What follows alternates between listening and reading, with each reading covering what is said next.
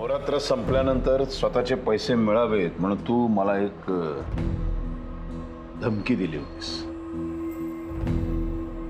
जोपर्यंत पैसे मिळणार नाहीत तोपर्यंत इथेच उभं राहून रात्रभर मी संबळ वाजवत राहीन. आठवलं का?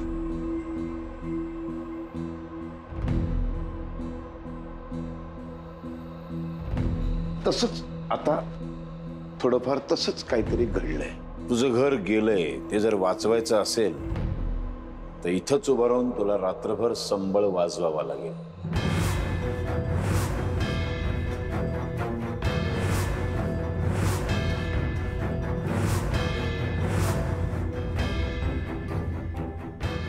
जर का मध्येच थांबलीस, इकडे संबळ थांबला तिकडे तुझं घर जळालं म्हणून समज.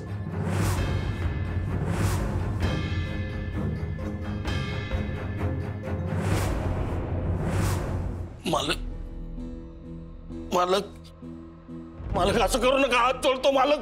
माझं घर जाळू नका. ठीक आहे, तुमचं घर नाही जाळं,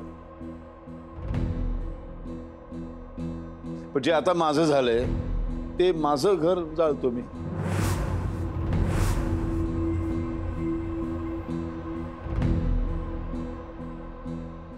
मालक मालक असं करू नका. हो कोणीतरी थांबवावं यांना. मालकीन बाई तुम्ही तरी काहीतरी बोलाव. तुम्हीच म्हणलं होतं ना मुक्ताच तुम्हाला सून म्हणून पाहिजे. हे कधी झालं? मला त्याच्या गप्पा उभ्या राहायला काहीतरी बोलाव. काहीतरी बोला.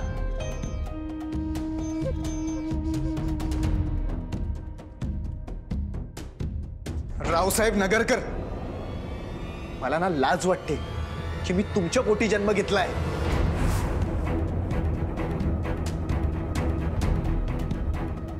या पोरीच्या पदरानं घात केला रे तुझा.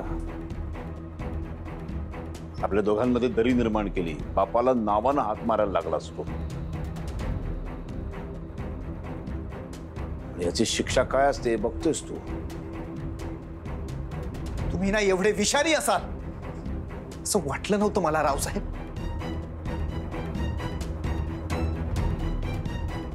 कुणी मला विचारलं ना की 1000 विंचू आणि तुझा बाप यांच्यापैकी तुला कोणाबरोबर राहायला आवडेल सारंग, मी बिंदास बोलेन की मला विंचवा सोबत राहायला आवडेल पण बापासोबत नाही.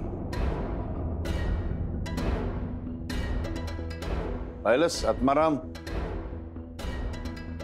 तुझ्या पोरीच्या नादाला लागून मुलगा कुठपर्यंत गेला बघ. बापाला विंचू म्हणायला लागला. बापापेक्षा विंचवाची साथ देणं त्याला सोयीचं वाटायला लागलं. हे सगळं तुझ्या पोरीमुळे झालं. हे शिकवलंस तू पोरीला, हे संस्कार केलेस तू पोरीवरती. तुझी पोरगी मला सांगते पैज लावते पैज. जर का मी हरलो तर मी संबळ वाजवायची. हे संस्कार केलेस तू तिच्यावरती.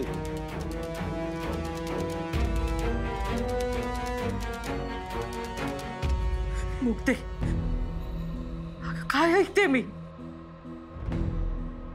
काय वागू राहिलीस तू? आई अगं तुला काही माहित नाहीये. काही बोलू नकोस. माफी माग त्यांची. माफी मागून काही होणार नाही. ती वेळ केव्हाच गेली. आता फक्त संघर्ष.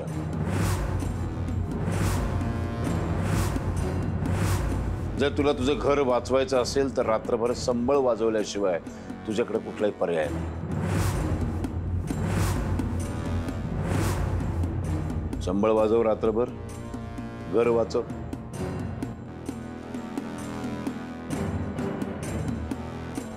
मध्ये जर संबळ थांबला तर घर जळलं म्हणून समज. बघ ठरव.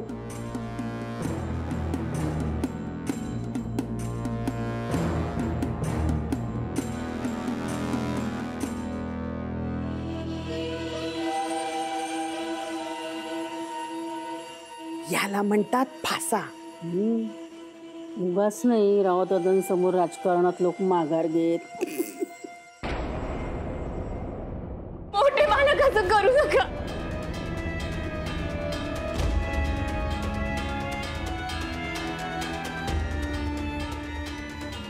सांगितलं ना, माफी मागायची वेळ गेली म्हणून. तुझ्या प्रत्येक जखमेची वेदना मला तुझ्या चेहऱ्यावरती पाहायची.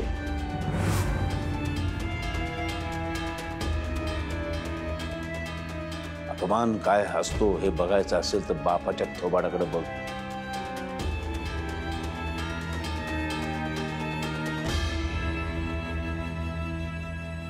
मुक्ता, उठ.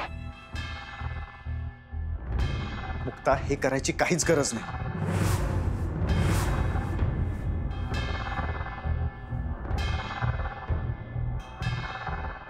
संबळ तर वाजवायचंय.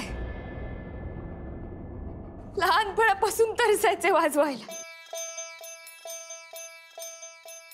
आईला राग यायचा म्हणून चोरून वाजवायचे.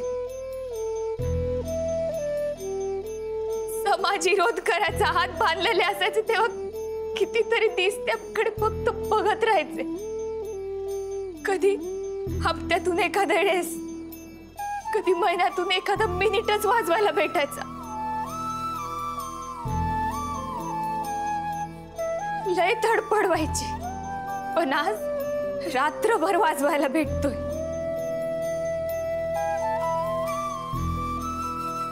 ते पण देई आई समोर.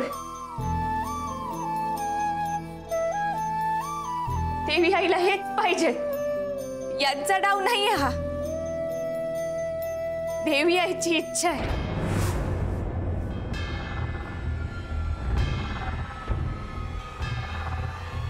म्हणून मी वाजवणार, रात्रभर संबळ वाजवणार.